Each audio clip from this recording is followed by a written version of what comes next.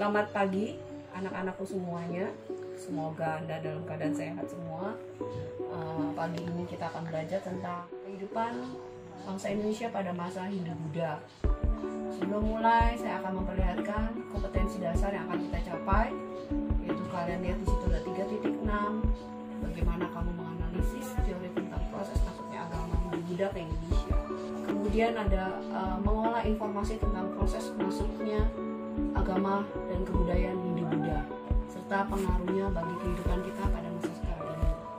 Kemudian di slide berikutnya Anda bisa lihat tujuan kita dalam belajar tentang agama Hindu-Buddha, yaitu Anda memahami bagaimana caranya masuk agama Hindu-Buddha ke Indonesia dengan berbagai teori dari para ahli. Sebelum kita memulai pelajaran tentang masuknya agama Hindu-Buddha ke Indonesia, saya akan berikan pengantar, yaitu tentang sejarahnya agama Hindu. Agama Hindu sendiri sebenarnya masuk diperkirakan sekitar abad 3000 sebelum Masehi, atau ada juga buku yang mengatakan 1500 sebelum Masehi. Agama Hindu itu muncul atau tumbuh karena masuknya bangsa Arya yang masuk melalui celah Khaybar di Asia Tengah. Kalau kamu lihat slide yang berikutnya adalah tentang peta. Di situ ada India, ada Pakistan, ada Kashmir, yang dulunya adalah sebenarnya India secara keseluruhan. Nah, di peta itu ada tulisannya Khaybar Pass. Selama berabad-abad, orang asli India, yaitu bangsa Dravida, itu hidup dengan kebudayaan yang tinggi. Namun karena mereka hidup nyaman, tentram, sehingga mereka tidak bisa berperang. Itu salah satu kelemahan dari penduduk asli India. Nah, setelah bangsa Arya masuk lewat celah Khaybar, di slide berikutnya ada cara dia masuk, dan kita lihat bangsa Arya ini ketika masuk dia mengalahkan bangsa Dravida dan mendesak sampai ke dataran sebelah selatan, yaitu dataran tinggi Dekan. Jadi kalau kamu lihat bangsa Dravida itu lebih mirip dengan India Tamil, agak hitam gitu ya. Nah, dalam perkembangan selanjutnya percampuran antara bangsa Arya dan Dravida itu menghasilkan sebuah kebudayaan baru, yaitu kebudayaan Hindu. Kita lihat masa Hindu juga di India ini terbagi menjadi 4 fase, yaitu ada masa Weda, Brahmana, Upanishad, dan zaman Buddha. Kalian bisa lihat di slide berikutnya ini ada bangsa Dravida yang berkulit hitam, agak pesek, matanya agak sedikit belok. Sedangkan bangsa Arya itu adalah kulitnya agak putih, bermata agak sedikit biru, dan hidungnya mancung. Nah, dalam perkembangannya orang India itu terjadi percampuran. Jadi kalau kalian lihat ada orang India agak sedikit hitam, ada orang India sedikit putih. Itu sebenarnya percampuran antara Arya dan Dravida. Kita lanjut pembagian zaman pada masa Hindu-Buddha. Zaman Weda itu dimulai ketika bangsa Arya pertama kali masuk di daerah Punjab sekitar 2500 sampai 1500 sebelum Masehi.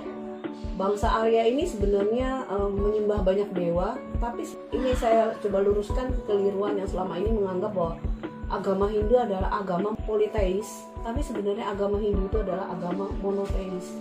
Jadi perwujudan para dewa itu adalah merupakan perwujudan dari Tuhan yang menurut mereka yang dinamakan Brahman. Jadi mereka tuh percaya adanya Tuhan, dan dewa-dewa itu adalah tangannya Tuhan atau perwujudan Tuhan dalam bentuk dewa. Kemudian di zaman ini juga mulai muncul dibentuknya kitab dan dibentuknya kasta. Nah, kasta yang paling rendah itu adalah ditempati oleh bangsa Dravida. Kita tahu sampai sekarang bahwa agama Hindu itu mengenal yang namanya Trimurti, yang dianggap 3 dewa yang paling penting menguasai hayat hidup orang banyak. Ini ada Wisnu, Siwa, dan Brahmana. Banyak dewa-dewa lain, tapi lebih sering dipuja oleh orang Indonesia adalah ketiga dewa ini. Kemudian zaman Brahmanan, di mana para kaum Brahmana itu mempunyai pengaruh yang besar terhadap kehidupan masyarakat India pada saat itu. Jadi mereka banyak memberikan sumbangan. Kalau kalian pernah lihat ditemukannya tugu di Indonesia, ditemukannya tugu atau peringatan atau sebuah di situ dijelaskan misalnya raja menyumbangkan berapa ribu ekor sapi kepada Brahmana. Nah, jadi pada masa ini sebenarnya para Brahmana itu mengalami puncak kemakmurannya. Tapi pada masa ini juga mulai disusun sebuah kitab upacara keagamaan secara teratur yang kemudian dikenal dengan kitab Brahmana. Kemudian yang zaman berikutnya adalah zaman Upanishad, itu kurang lebih 750 sampai 500 sebelum Masehi, di mana semua hal tidak penting, semua orang mementingkan yang namanya pengetahuan batin, dan mereka mulai menyusun falsafah agama. Nah, pada zaman ini semua kembali lagi kepada falsafah, yaitu dasar Weda. Zaman berikutnya adalah zaman Buddha, yaitu 500 sampai 300 sebelum Masehi. Zaman ini dimulai dengan munculnya seorang putra mahkota, yaitu putra dari Raja Suryodhana yang bernama Siddhartha atau sering disebut dengan Sakya Muni, orang suci dari suku Sakya. Dia berangkat dari agama Hindu dan kemudian mengembangkan lagi. Oleh beberapa ahli sejarah mengatakan beliau revolusi dari agama Hindu sendiri, yaitu menghilangkan kasta di situ. Jadi di sini ya sebagai pembaharuan atas agama Hindu itu sendiri sebenarnya. Kemudian kita lihat agama Buddha ini pertama kali oleh seorang Siddhartha, dia pernah diramal bahwa ketika dia lahir oleh para Brahmana yang pada saat itu lewat, dia akan menjadi seorang maharaja dunia, yaitu Cakravartin. Namun ramalan ini membuat sang raja sedih. Kenapa? Karena putranya akan meninggalkan istana untuk melakukan yang namanya pertapaan. Dan ramalan itu terbukti setelah dia melihat empat peristiwa penting. Kalian lihat slide berikutnya, yaitu ada orang tua, orang sakit, orang meninggal, dan petapa.